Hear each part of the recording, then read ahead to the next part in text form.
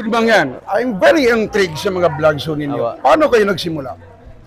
Siyempre nagsimula po ako sa pamilya ko, yung buhay namin, yung ano yung hirap ng buhay namin. And nagsimula din po ako sa isang social media pa rin sa nung pandemic.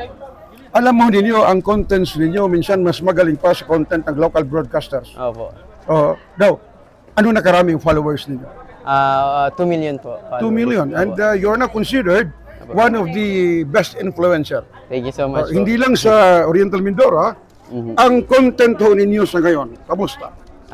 Ayos naman sir, di kahit papaano po marami tayong mga hindi man tayo ganoon kalaki yung sahod, pero pinakamaganda doon yung marami kang awards na mas nakikilala ka ng maraming tao. At saka marami kayong natutulungan. Lalo na karami kayong natutulungan ninyo. Hindi ko na mabilang sir. Well, anyway, your message sa mga pausbong pa lamang ng mga vloggers? Yun, message ko lang sa mga nagsisimula pa lamang.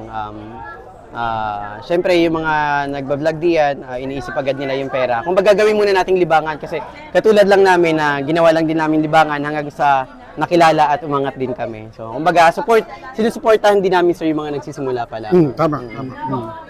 At salamat. Good bang yan. Salamat Ken. sir. Okay, Thank you thank so you. much, sir. Thank you po.